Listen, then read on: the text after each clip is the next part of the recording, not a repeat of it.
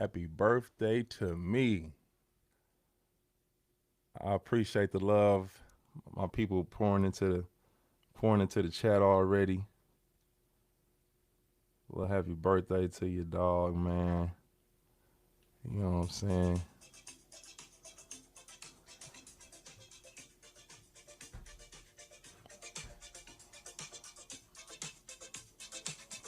Yeah.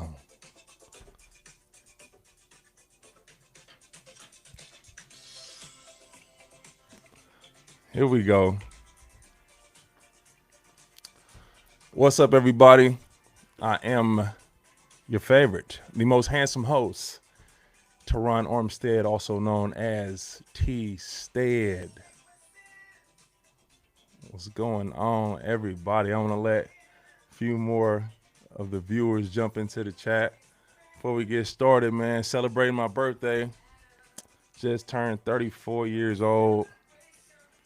The youngest old man is in the building, everybody. Please share, reach out to all your friends, whoever not doing nothing on this Wednesday evening. Tell them to come vibe with us, come join us. Got a lot of different topics to discuss, talking about some of my personal experiences and getting into, oh,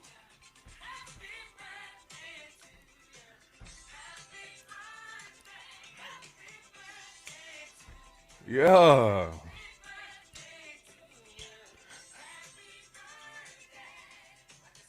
Yeah. Here we go. I'm back once again. Like I say, you're the most handsome host, your favorite left tackle in NFL history, Terron Armstead. T. Stead is in the building. It's my 34th birthday. It's the first year in 29 years that I will not be playing football in the fall. So when August and September hits, this will be the first year in 29 years. Hear me clearly, people. The first time in 29 years I will not be playing the sport of football.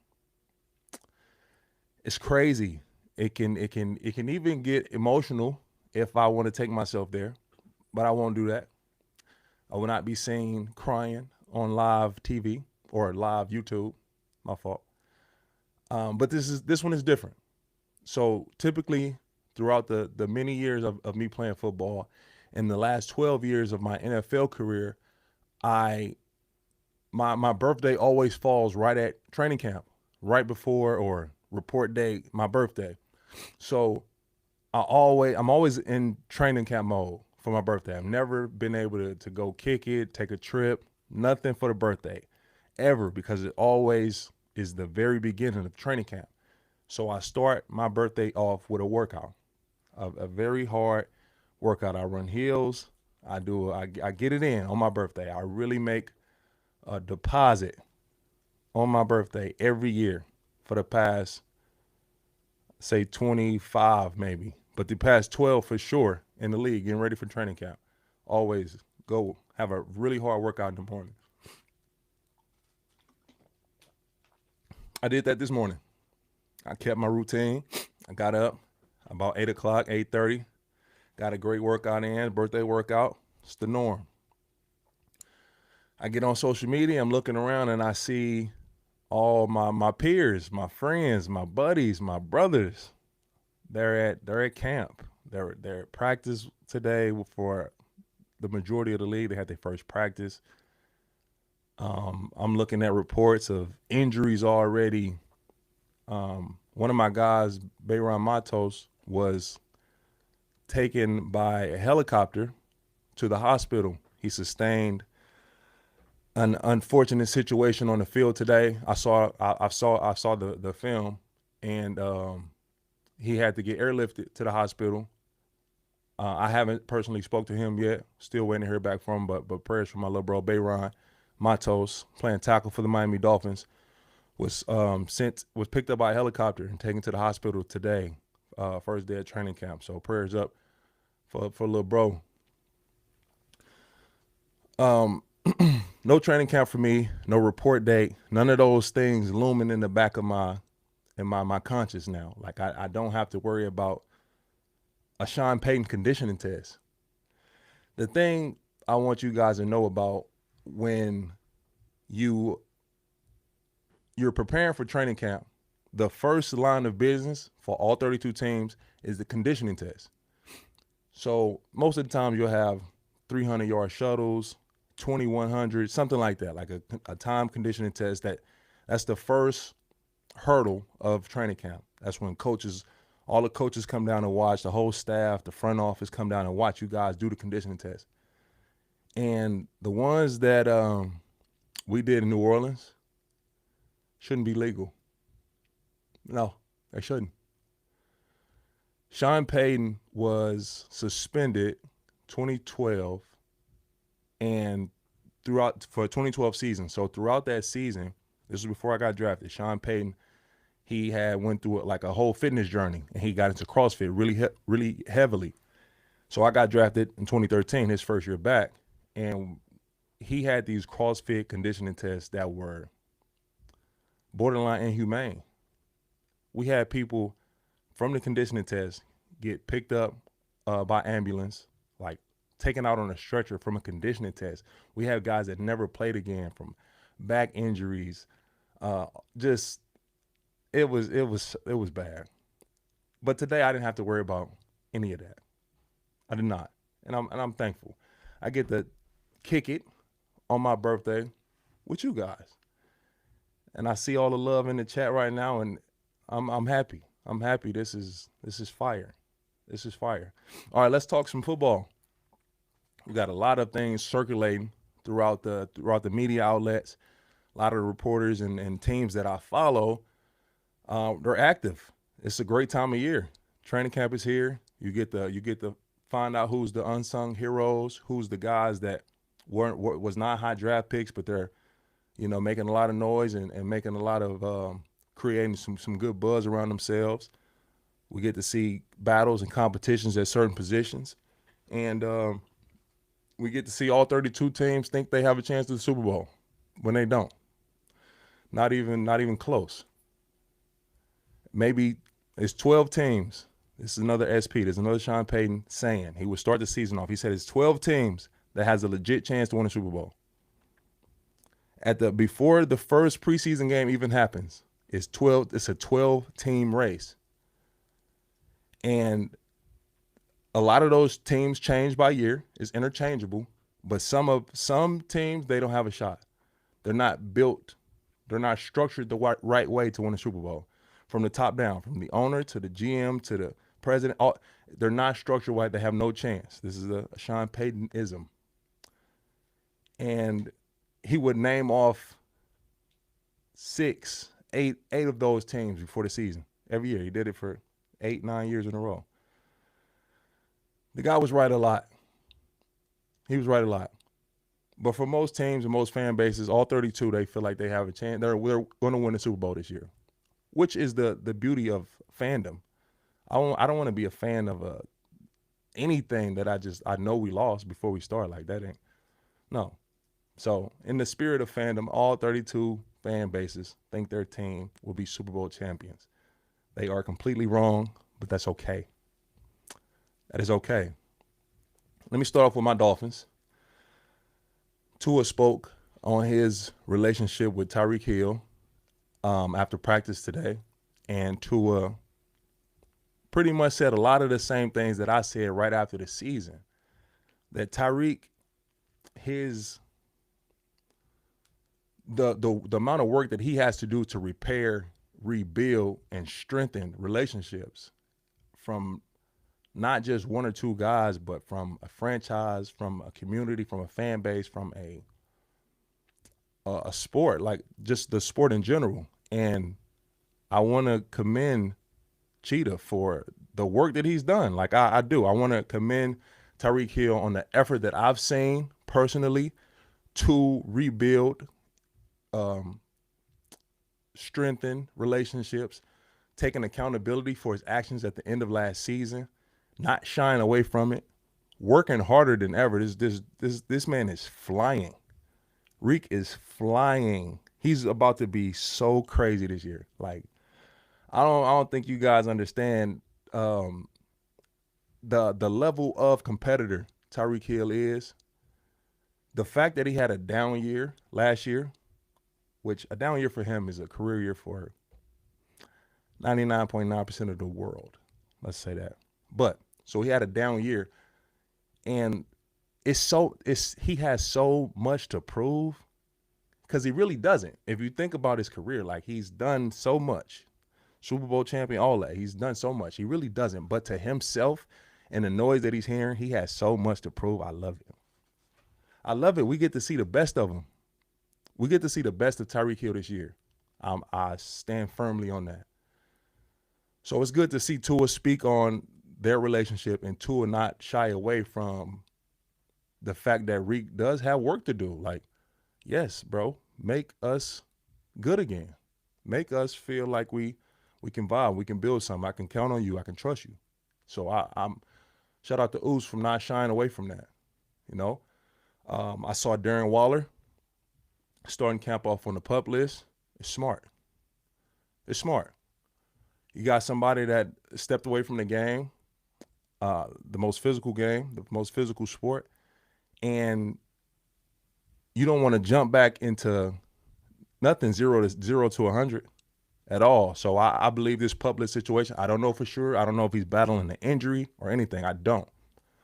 No speculation. But you don't want to just jump right into the deep end. You want to be able to crawl before you walk before you jog before you run. And I see that as what the Dolphins is doing in Darren Waller's situation. Last thing I'll speak on with the Dolphins as the first day of training camp wrapped up. The two biggest components of the Miami Dolphins season, outside of the health of Bradley Chubb and Jalen Phillips, outside of those two are veteran players, proven players. So we know what they can do. It's just a matter of their availability. These two guys will be available. We've seen what they can do, but we don't know for sure because only way to know is it's proven over time.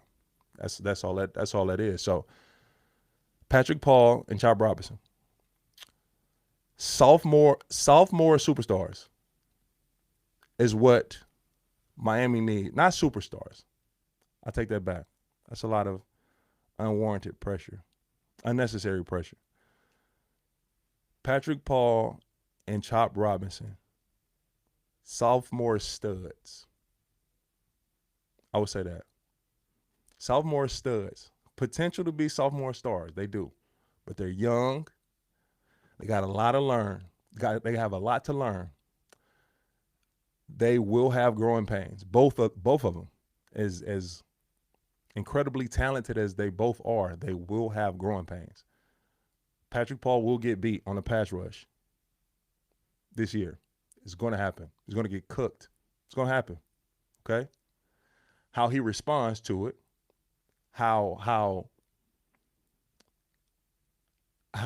less of that frequency is what we want to see. So he's going to get beat, but how he responds to getting beat. How often is he getting cleared? Chop is going to have points in the game where he's what we're going to call invisible. We don't see Chop out. He's not making the plays. It's going to happen. How is he going to respond to that? How is he going to respond to being put in the offensive game plan when they are chipping him, sending a running back, a tight end at him? They're sending guys to hit him extra. They're cutting him. How's he going to respond to that? So Chop is going to have times where they taking him out the game. How does he respond? How does he find ways to impact the game? Those two young men are key components of the Miami Dolphins season. And they don't have to do anything outside of themselves and their ability. They have the ability. And they will be, both of them will be phenomenal players. It's just the process of going through those growing pains that will happen. They both will get beat on reps, plain and simple. How they respond is what we're looking to see. I'll leave the Dolphins right there. Let me talk a little bit about my Saints. Who that? I'm always keep at the top. Dolphins, Saints, and then I'm gonna get to a lot of other teams, but listen, you know what I mean? Listen. That's what we're gonna do. The Saints, we had a surprise retirement from the legend, Louisiana legend, Tyrann Mathieu, Honey Badger, LSU, Kansas City Chief, Arizona Cardinal, New Orleans Saint, Hall of Fame career, 2013 draft class with me. So my classmate, he was incredible. He's a football icon. Like Honey Badger coming out of LSU was Dion. He was like that. He was known as that. Charles Woodson. He was in that cloth breath. To see him retire at the start of training camp, I'm sure it's tough for the Saints organization to lose his leadership, to lose his vocal presence, and the guaranteed 4 or 5 interceptions he get a year. That's almost a given at this point. Something like this is to I'll speak on retirement. As you know, myself, I just recently retired from the NFL after 12 years, and me personally, I didn't want the surprise retire if I had control over it, and not a surprise, because I'm sure with Honey Badger, with Tyrann's relationship with Mickey Loomis and the Saints, they've been talking. This isn't an out the blue. No, it's an open line of communication with Mrs. Benson, Mickey Loomis. Like they've been in some form of conversation that he's been battling with this decision. I feel strongly about that.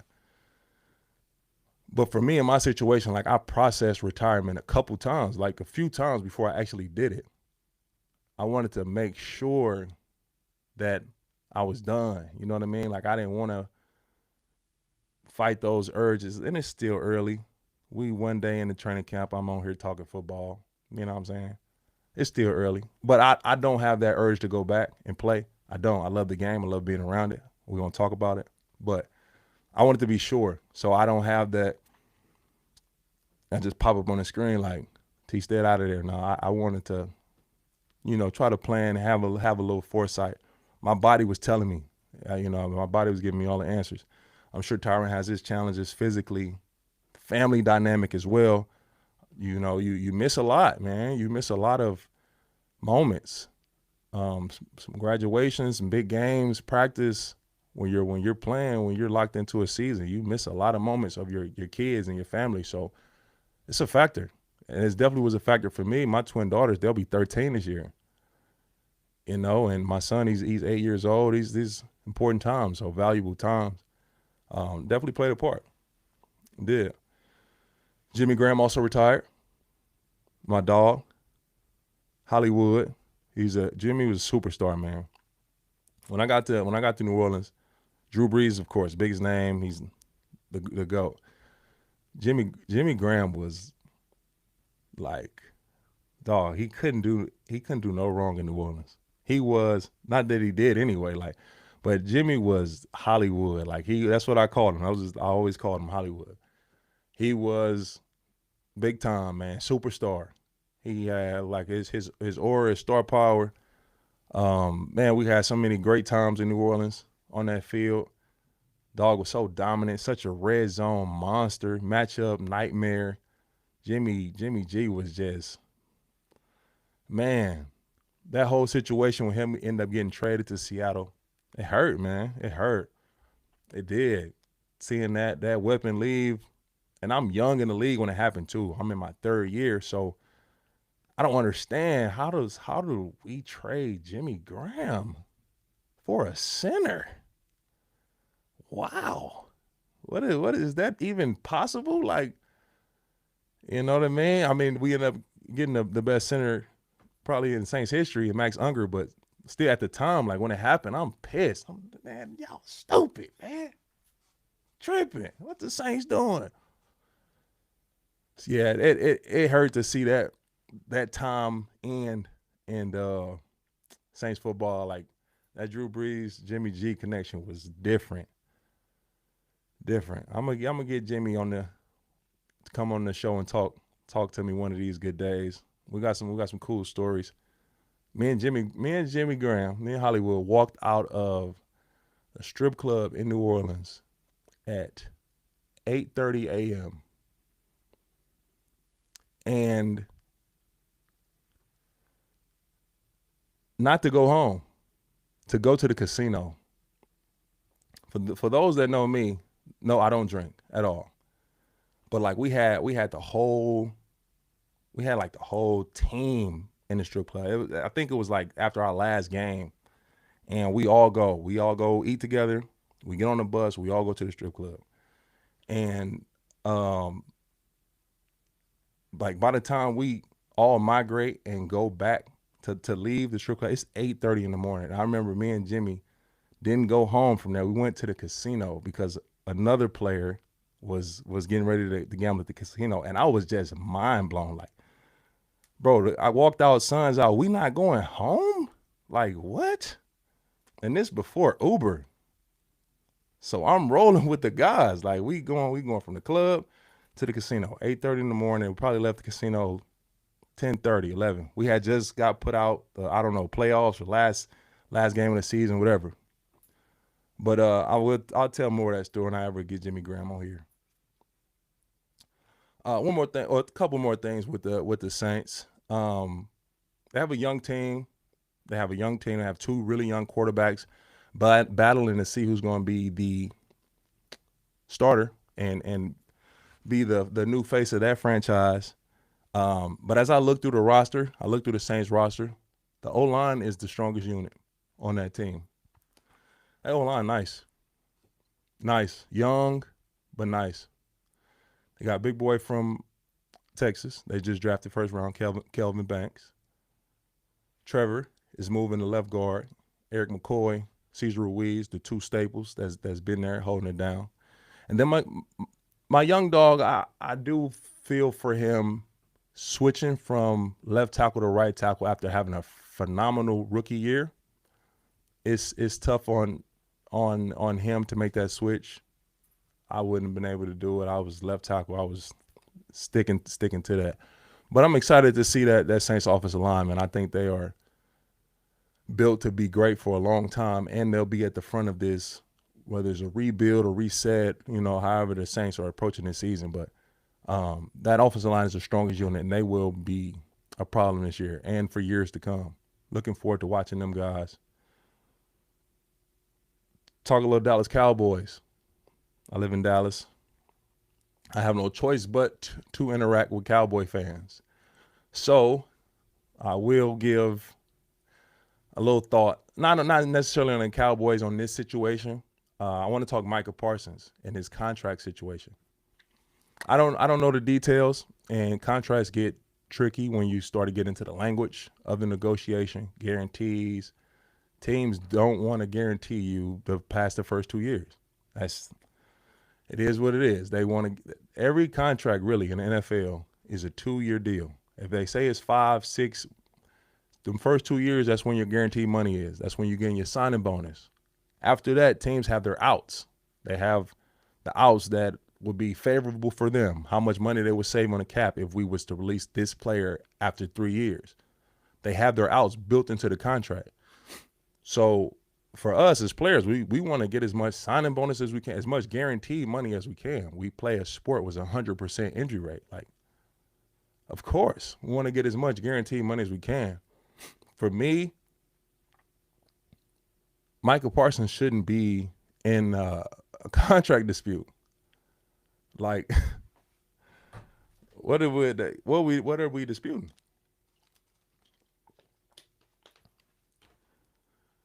What are we disputing? Micah shouldn't be in a contract dispute. Like, he shouldn't have to wait on these situations. They really bother me, man. If I ever become a GM, and I'll save you guys on if that's my dream or not. But if I ever become a GM, I'm gonna keep the no-brainers. Like, I'm signing Micah Parsons to his deal, lock him up for 5, 6 years. I'm signing Trey Hendrickson to his deal, lock him up for 5 or 6 years. Like, I'm not in 20 minutes though. We're gonna figure out this language. It's done. It's done deal. Like, you give me a player, the production, the intention, the mindset is to improve. You're not settling. You're growing into a leadership role. Your production equate to winning. You play winning football. Keep it clean off the field. Sign the check. Sign the check. Well, we don't have to make it tougher than it need to be. So Micah, it's hard for me to see Micah going through contract situation as it was with Zach Martin.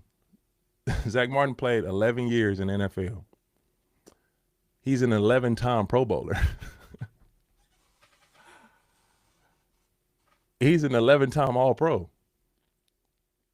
Why are we talking about my contract? If I'm Zach Martin, like, I'll say it again. The Cowboys did this with Zach Martin. Zach Martin was in the league for 11 years. He just retired. He's an 11-time Pro Bowler. He's an 11-time All-Pro. Why do we have to have any discussion on my contract? Let's sign it and get the moving on to something else, more important business. So I don't understand when teams have those debates and back and forth with players that's proven, man, proven. You want great players in your locker room. You do. You need great players to win. You do. Staying on contracts, Cincinnati Bengals. I recently saw the clip of the Bengals owner, GM, I'm not sure, don't quote me on that, talked about the reason that Shamar Stewart, their first-round pick from this season, still hasn't signed, still is unsigned. He may be the only rookie in the NFL that still don't have a contract. And it's crazy, like, all these rounds and these contracts are slotted. Like, we pretty much know who get what depending on their pick. Plain and simple. And in this clip, the owner or the GM of the Bengals was saying that the reason Shamar Stewart contract isn't done, like they haven't signed, because of the language. And the language he's speaking of, he's saying that Shamar Stewart's agent wants in the contract, no matter what Shamar does going forward, if he goes to prison, if he whatever, his contract is guaranteed. 4 years is all guaranteed. Like, no matter what happens from this date, you got to honor the deal. You know what I mean? No outs. It ain't an owner in business going to sign that. I ain't going to lie to you. I ain't going to lie to you. I'm all for the kid to get his deal done. But let's not like bind his money and restrict him being able to move forward because of foreign language in a contract. Like, I'm all for the players getting every dime that we owed, all the guaranteed money that we owed. But if you are holding up a contract because you want it just in case, or if Shamar Stewart was to go to jail or prison for X, Y, and Z, he would still get. Nobody signing that, bro. I'm not signing that. I don't know how true that is as far as what's holding up the deal, but no. There's voids to almost any contract.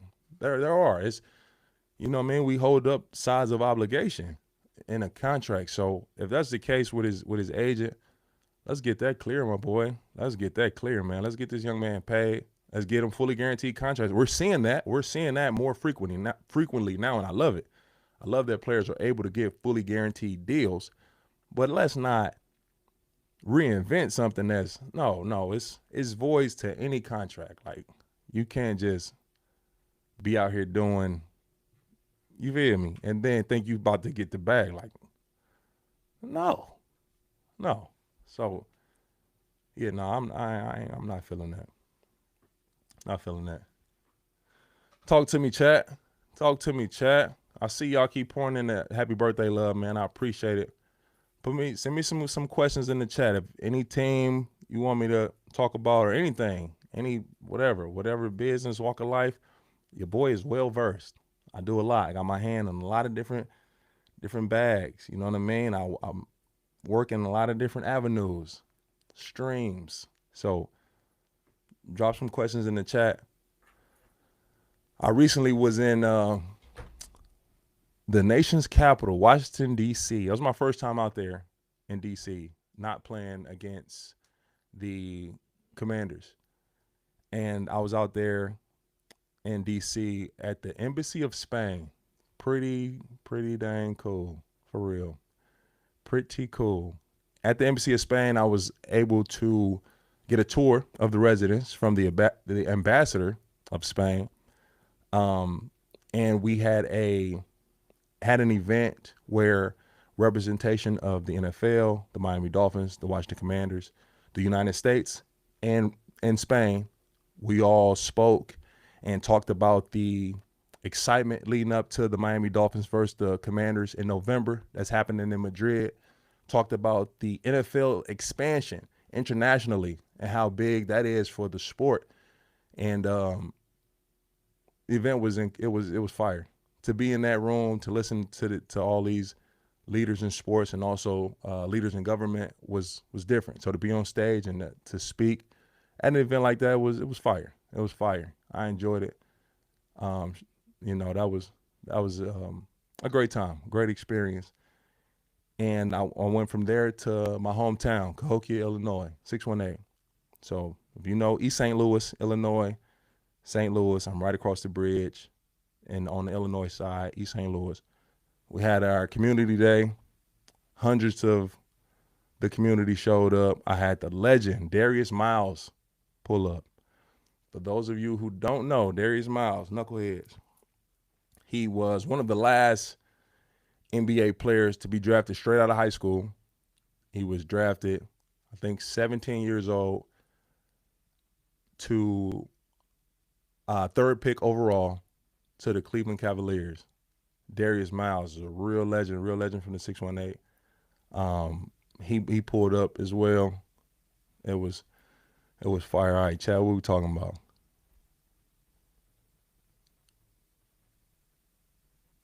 What's my opinion on Butch Berry? Okay. Butch Berry he's a great coach. He's a great coach. He's a great teacher. He knows his stuff and he cares about his players. Butch Berry is the offensive line coach for the Miami Dolphins. He was formerly with the Denver Broncos and the San Francisco 49ers. But I had 2 years with Butch Berry, and he was great. He was great, man. I wish we had more time together. But he's doing great work down in Miami. He's developing young talent at a really high rate. One thing I really appreciated about Butch Berry when he came over from the Denver Broncos, and he gets to Miami. I'm in year 11. A lot of the young guys came to me for questions, technique, extra work. A lot of them, you know what I mean? They come to me and we work. And the thing I appreciated about him, he wasn't offended by that or threatened by that. You know what I mean? So that spoke to his confidence even walking in, that a young player will walk past him to ask me a question until they got comfortable with him, comfortable with Butch. Because, a lot of those guys have been through so many changes of O-line coaches. They wasn't trusting nothing they were hearing from an O-line coach. So when I came to Miami, I was like a playing coach. And the confidence he had in himself and his ability to be a great O-line coach, that's my dog. He nice. Great O-line coach. Do I play Call of Duty? Yeah, I'm on duty. Get smoked. Shoot first gang. We in the building. T-Stead52. That's my PSN. Don't go on there being weird, bro. Just play the game. You feel me? Like, we on the duty or we on the 2K. Same thing for 2K. But, yeah, we get active. Me and the GML homies, we get active for sure. In your years of playing, who was your toughest opponent? My toughest opponent, I'll say it's a couple guys that I had frequent battles with that I would say made them my toughest opponent. I played against him so many times. Robert Quinn, Everson Griffin, Myles Garrett. Those guys, I would say, were my toughest because of how many times we matched up and danced.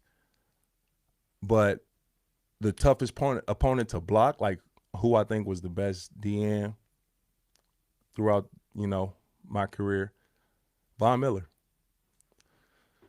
Von Miller. And I'm sure if you ask 100 left tackles, a large majority would say Von Miller.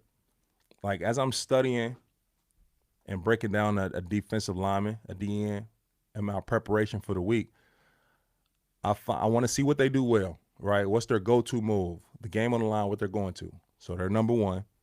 Then I want to see what's their counter. They're number two. My plan, I'm taking those first two away. You're not gonna beat me with your best move. You're not gonna beat me with your second best move. So you better have a damn good third. Von had a damn good third, fourth, fifth, sixth, seventh, eighth. It was so hard preparing for Von Miller because he can beat you outside, inside, or down the middle, run straight through you. He didn't have tendencies on like which foot is up in his stance that would create false steps. He didn't cross over, so he didn't have weak spots. Literally, my game plan for Von, like after I finished studying Von Miller, my game plan was T-Stead, take a great set, throw your hands. Throw them hands. Just go out there and dance. And listen, I had a great game. The couple times that I played him, did very well. You know what I mean? That dude, Von, he still got a lot of juice left, but prime Von, come on, bro. Too dangerous. Too dangerous. There's a lot of Omar Kelly questions in here. That is funny. Is it still F the Bills? For L. For life. F them. For sure. F them. I loved playing against him. Like in Buffalo, though, that environment, that what they have there, like that football environment, you want to beat them dudes so bad and send all their fans home just, beer drunk and just mad. You want to beat the Bills so bad. They got that. The environment playing is dope. It's dope. And I ain't never had a bad game against Buffalo. I'll put them things on them boys every time. F them, though. For real. Forever. Call of Duty. Did I learn anything new at this year O-Line's Mastermind? Interesting. Okay. Yeah, always learning, man. Being a student of the game is the reason I was able to play 12 years. Being a student of life, too. You know what I mean? Like, I feel like I'm always looking to learn, continue to be a student. We should all be professional students. That's what we should strive to be. We're always learning, always looking to work and progress. Boom. So, yeah, at this year O-Line Mastermind, I learned a lot from the retired guys. Will Shields. It was Joe Thomas. It was about 7 Hall of Famers. And they just talk on they spoke on their experiences and was it worth it? I was able to moderate a panel for the Hall of Fame guys. So I was the moderator for those 7 guys on the panel. And one of the questions I wanted to make sure I asked was, at the end of it all, they got their gold jacket. They've reached the highest level of the sport. Do they feel like it was worth it? Was it all worth it? And it was great to hear all the different responses, but the commonality and the similarity between the responses from those Hall of Famers was yes. And the reasons that it mattered was the relationships that was forged that was created throughout those years, people that they know and call brother today, the memories that were created, and the opportunity not only just continue to play the sport, but to change your family life financially, to have a platform to speak up and be a beacon of hope and help for others. So it was great to get that perspective from them guys. Because to me, it all feels worth it. You know what I mean? I have my issues, pains going through. I wouldn't change anything, though. I wouldn't change any part of my career. It's all been a blessing. It's all been just part of me. It's made me who I am. It's molded me and formed me into exactly who I am, and continue to try to be the better me. You know what I mean? Every day, that a professional student, lifelong student. I'm gonna answer a couple more of these chat questions before I get out of here, man. I appreciate y'all for the birthday wishes. Still chat going up, man. Thank you guys for sure. Yo, why y'all keep asking me about Omar Kelly, man? Do Omar Kelly know ball? Yes. Omar knows football.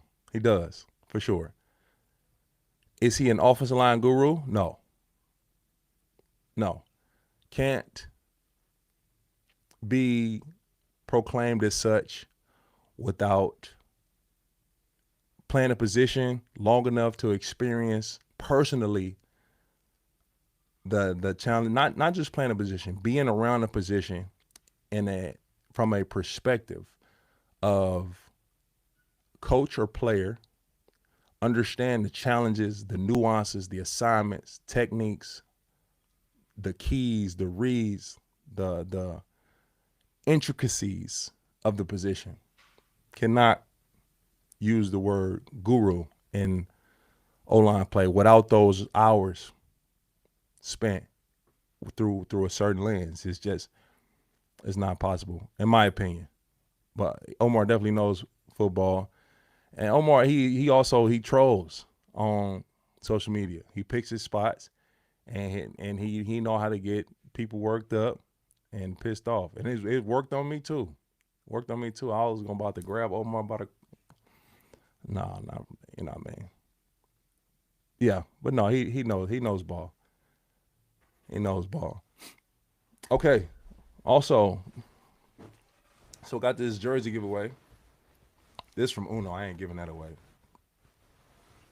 Got this jersey giveaway. I got Pro Bowl jerseys, Saints, Dolphins, and I'm going to pick a subscriber. Going to pick up one of my subscribers, man. So y'all keep bringing people to the chat. Tell them to like and subscribe. So your name goes on my subscription list. We put all the subscribers' name through a AI name selector. So as many subscribers as I have, we put them through the AI name selector. Boom, that's how we're going to come up with the name. So one person's going to be walking away or receiving a signed, customized, personalized T-Stead jersey. It's the first jersey that I've departed. I'm going to be separated from since my retirement. So it definitely has significance to me. After I announce who won the jersey, so I'm going to announce it on my social media platforms, Twitter or X and Instagram. I'm going to announce it. I'm going to send you a message. I'm going to send you a DM, and you have 48 hours to respond. You give me a thumbs up and an address, I'll send you the jersey. If you don't, I'm going back to my subscribers, and we're going to redraw. So to win the jersey,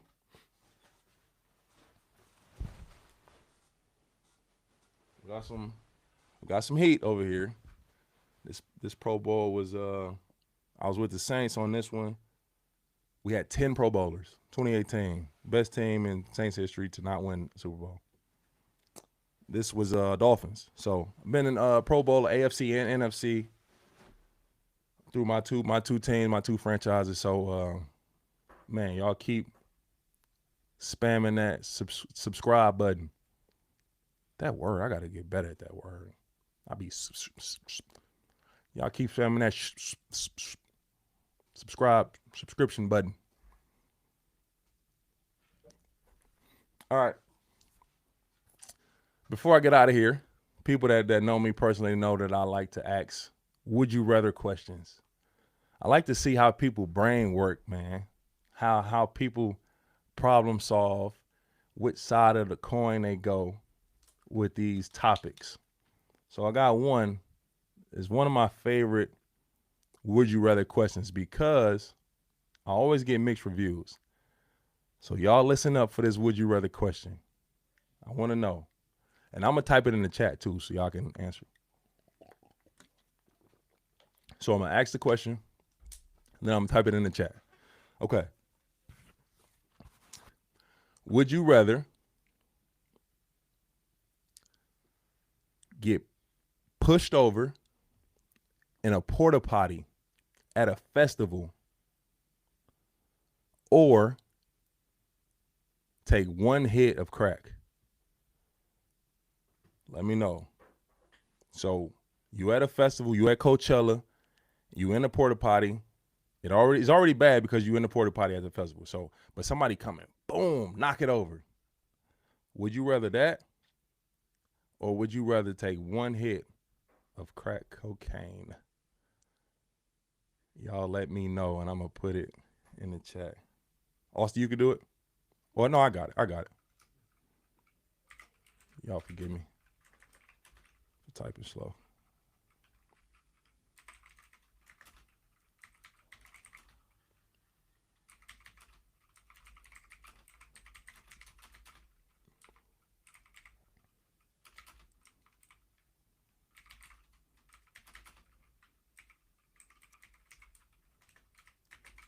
Answer my question now, y'all. To answer the question.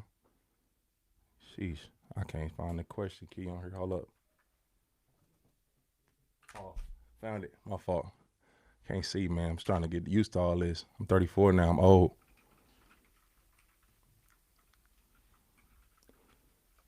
Or take one hit of crack. Yeah. Let me see where my crackhead subscribers at. Yeah. Where my crackhead subscribers? Y'all, hey, come on now. Show up. Where my porta potty people? Where the porta potty people at? Y'all nasty ass.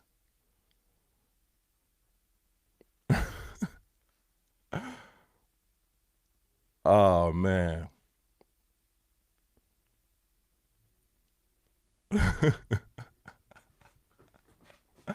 Yo, this is hilarious. This is hilarious, man. People are crazy. Oh, man, that is crazy. See, the reviews are mixed, man. The question, would you rather get pushed over in a porta potty at a festival or take one hit of crack? And it's like split. It's like split. Yo. This is hilarious. I got some shitty crackhead subscribers. It's all good though. Love y'all, man. It's all good. Patricia Hicks, how do I win a jersey? You have to subscribe, like and subscribe. All my subscribers, each one of your YouTube names will be put into a database, and AI will spit out the name, random name. We'll take the name. We'll reach out to you on YouTube, Instagram, Twitter, and you have 48 hours after that to respond with an address, and I'll send the jersey. So I appreciate all of you guys' love and support. Continue to share, like, subscribe. Let's go ahead and, you know what I mean? We could do this more often. Come by with me. And I'm funny too. Y'all gonna see. Really, like, y'all gonna see. Y'all get to know me a little more. And I get to know y'all a little more. Y'all don't be tripping on Twitter. Terron said this. Why T said say that to me? What? No, don't be doing that, man. It's open space. Y'all say whatever y'all want in this chat. I'm going to say whatever I want in this mic. You feel me? Oh, damn. Hold on. Before I go. All right. My fault. Y'all, I'm having fun. It's my birthday. I ain't ending the stream until I'm done. Y'all listen and stay in here too. Oh, we got some more people just came in. Y'all must text y'all crackhead friends, then y'all. Y'all did. Y'all did. Yeah. I know you did. Text Tyrone Biggums and them. All right. I got a topic I want to speak on before I end the stream. Happy birthday to me. All right. Cam Newton. Cam Newton has his podcast, 4th and 1. Fire. He's killing it. He's the hottest podcaster name. Like he's doing a great job. He recently put out some comments about Jalen Hurts and how Jalen Hurts is not the guy. It's the Eagles, and their team is really good, and they'll be able to do it without him and all. You know what I mean? Just I don't want to go verbatim. I don't know what he said verbatim, so that's not what he said verbatim. But those were his comments. The sentiment around it was Jalen Hurts isn't that. For me, bro, it's okay to debate sports. It's okay to not be homeboys with everybody in sports. That is perfectly fine. But let's not create negative narratives around people's name and legacy that shouldn't be there. This young man is coming off a Super Bowl victory, and throughout the entire season and playoff run, he played incredibly special, different. He is that. He is that. I don't care. He's not the GM. He is not creating his roster. He didn't trade for Saquon or sign Saquon. He didn't bring in. He's not coaching Lane Johnson and Mulata and all them guys to up front. He's not doing that. But what he's doing is playing a quarterback position at a very high level. So it's okay to debate or take a different stance, but let's not create a narrative to people to start to buy in because you are influential. Cam, you are influential. So you say something strongly and passionate enough that you will have some people to start to be, oh yeah, man, you know what? That's not it, man. That's not it. In this situation specifically, that's not it. So we have to, I feel like we have to be that's it. That's important to keep that essence of talking about the game. Like if it's something that we feel strongly about, we disagree with, cool. But let's not out the blue grab something and just throw a negative narrative or create question around somebody that shouldn't be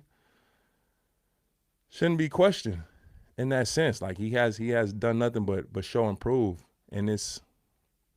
You know what I mean? Especially if it's done for the sake of going viral. It's the sake of the hot take. Listen, y'all keep me honest with that. That's not going to be me. That's not what I'm here to do. I want to talk the game through honesty, through like what I see and how I feel for real. Like not to be buddy. I got a lot of friends in the league, a lot of brothers in the league. But if they playing bad and they getting their ass whooped, I will say that. I have no problem saying that. But if they're playing well and they're executing and being consistent, I have no problem saying that either, giving flowers. You know what I mean? So I get for Cam, I'll speak for Cam Newton specifically. He has as great of a player Cam was, and all that he's accomplished in the sport of football. It's so many media members that did not hesitate to attack him. Anytime he had a bad play, a mishap, whatever, like so many media members did not hesitate to attack Cam. So it feels like Cam is approaching it with the same lack of hesitation. Like he has no problem going back. He was going back at some people today that I seen. He's bringing up stats, accolades, and if you ain't got no accolades, he's bringing that up too. He was, you know, and I get it. It's all good. But for me, like, man, let's keep the integrity of what we doing on this side as former players. We know how hard it is to execute and to perform consistently in the NFL against the greatest talent in the world. I'm not going to create dust around someone's name where it don't exist. And I'm gonna call out bad play, but I'm gonna give flowers too. Jalen Hurts got to get his flower. I mean, Super Bowl champ right now. You know what I mean? So I'm not the one to be getting into these podcaster beefs, broadcaster beefs either. That ain't gonna be me. We not tweeting back and forth, none of that. You know what I mean? I am aware of my career and what I did. I was really like that. You feel me? So can't nobody come at me on some, man, you wasn't that good. I was. Really, you know what I mean? So we don't got to get into none of that, you know? So I just wanted to get my spiel on the Cam Newton situation, and yeah, let's keep it real at all times.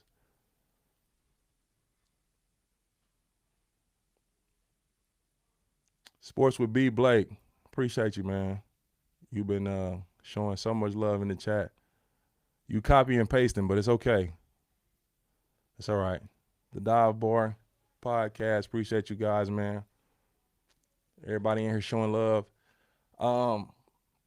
Yeah, so I'm about to end it for my birthday. This has been fun. It's been great. Appreciate everybody that came to hang out with your boy, to give some holiday love. I mean, I said holiday. This is a national holiday, yeah. It's their birthday, man. Give some birthday love to me. Continue to like, share, subscribe as I build the channel and keep growing, keep stacking. It's gonna be fire, man. I promise. Like, we're gonna get into the weeds of a lot of stuff. We're gonna talk some details and get insight on a lot of different topics and moments throughout the season. I'm ready for the NFL season to get jumped off. Let's go Dolphins. Let's go Saints. I appreciate you guys, man. Thank you for coming to hang with me for my birthday. Big T Stead. I'm out. Get me off this thing, Austin. It's hot.